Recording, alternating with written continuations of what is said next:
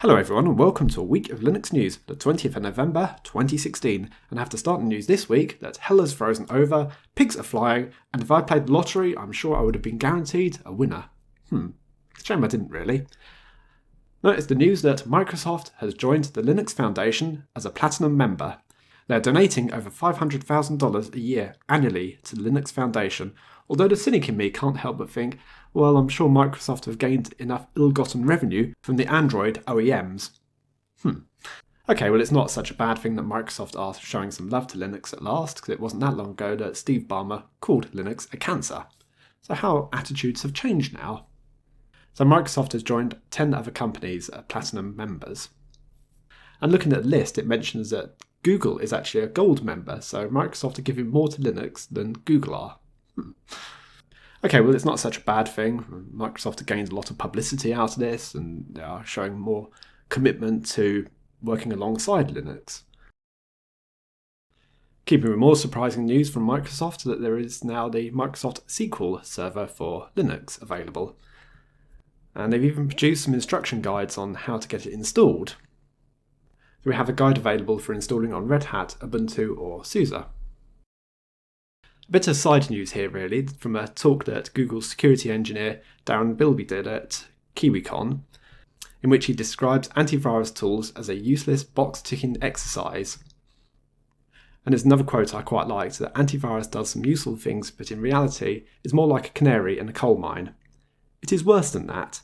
It is like we are standing around the dead canary, saying, thank God it inhaled all the poisonous gas. He makes a recommendation that we should be looking more at whitelisting rather than relying on antivirus technology. Whitelisting is probably the best way forward, but in reality that probably takes a lot of work to set up. So there was a catastrophic security issue in KDE Neon, and I discussed that earlier in the week, where it turned out that they'd set up a new server for their repositories but hadn't secured the SSH gateway correctly. So there was a risk that anyone could have uploaded packages to the repository. Now, we don't know if that actually happened, but unfortunately, the security advice turned out to be reinstall the operating system. So the security settings on the repository have now been locked down and new packages have been uploaded to it. But unfortunately, what you don't know is if there are any rootkits or anything in the old packages, because although the new version would wipe out the older version of the packages, if anything got left behind, like rootkit, you wouldn't be able to do anything about it. And continuing on with my discussion about rootkits, here we have the news that a rootkit was found pre-installed on 3 million Android phones from this maker I've never heard of before, Blue.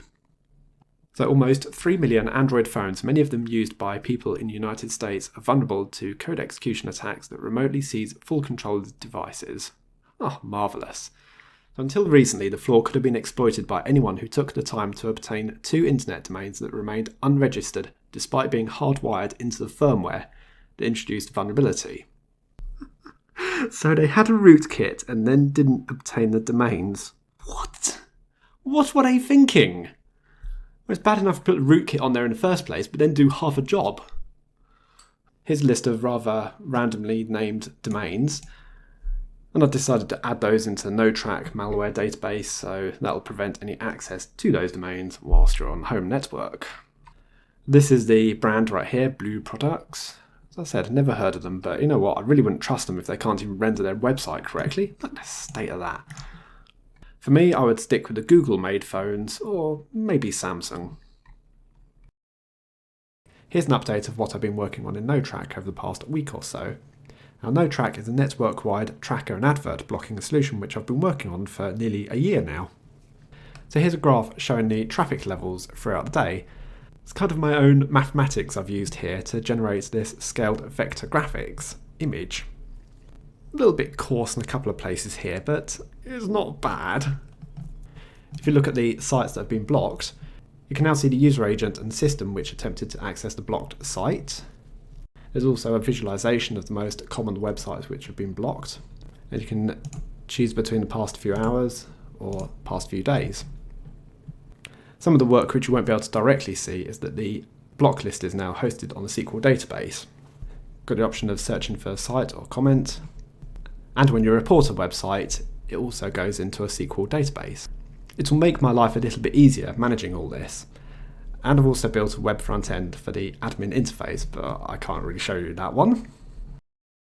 Been a few Linux distros released this week. We have Salix, which is based on Slackware and uses the Xface desktop.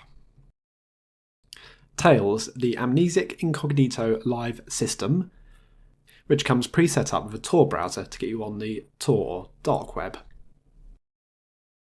There's a new version of OpenSUSE released, and by default this comes with the KDE desktop.